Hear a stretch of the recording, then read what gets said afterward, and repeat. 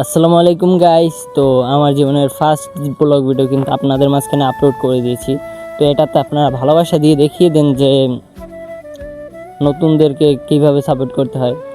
তো আমি travel video নিয়ে কাজ করব ইনশাল্লাহ। তো আপনাদের মাঝখানে এটা ট্রাভেল ভিডিও না, এটা হচ্ছে গিয়ে আমার গ্রামের যেই সিনারিগুলো আছে বা দৃশ্যগুলো আছে, যারা গ্রামটাকে মিস করেন অনেক, বিশেষ করে প্রবাসী ভাইরা কিন্তু গ্রাম খুবই মিস করে।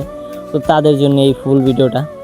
তো এটা আপনাদের মাঝখানে কিছু সিনেমাটিক শুট দিয়ে দেখিয়ে দিচ্ছি যে গ্রামের পরিবেশটা কেমন। তো তারপর আমরা আবার কথা বলবো।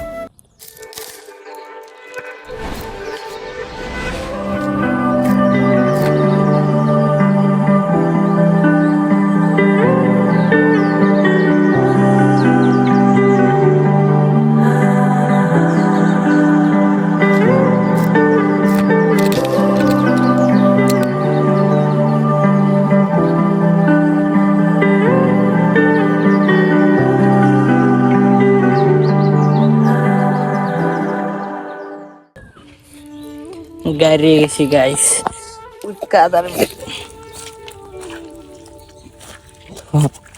গ্রামে থাকার মজাও আছে, আবার গ্রামে থাকার সাজাও আছে। মানে গ্রামের পরিবেশ কিছুক্ষণের জন্যই ভালো লাগে, কিন্তু এটা যখন বর্ষায় সৃষ্টি হয় তখন কিন্তু এটা খুবই ভয়ঙ্কর। যেরকম দেখছেন আমার অবস্থা খুবই জঘন্য।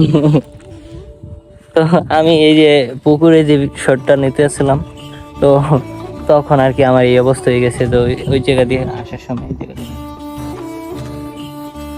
তো কি আর বলবো, এটাই আমাদের অবস্থা। তা আমরা তো অত গ্রামের না, কিন্তু যারা অরিজিনাল গ্রামের, আমাদের তো এই পিছনের সাইডে গ্রাম, কিন্তু আমরা যেখান থেকে চলাফেরা করি ওখানখান ফুল পাকা, মানে রোডঘাট একদম ফুল ক্লিয়ার শহরের মতন। তো আমাদের জাস্ট এটুকু স্ট্রাগল করতে হয়, মানে পিছনের সাইডে আইলে।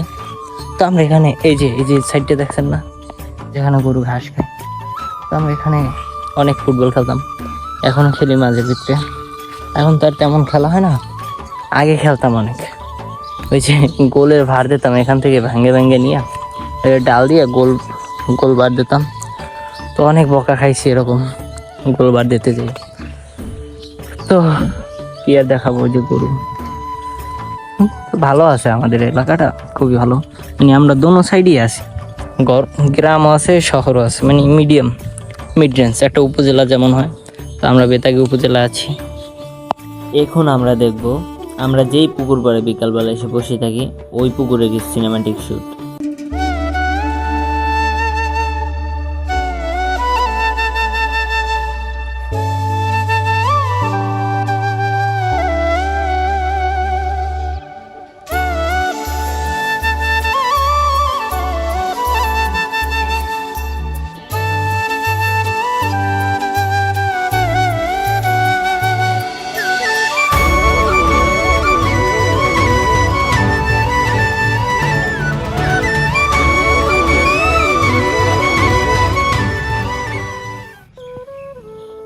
একটা মজার বিষয় হচ্ছে গিয়া যে এখানকার যে এই যে মাঝখানে, এটার চারপাশ দিয়ে কিন্তু এরকম খালের মতন কাটা।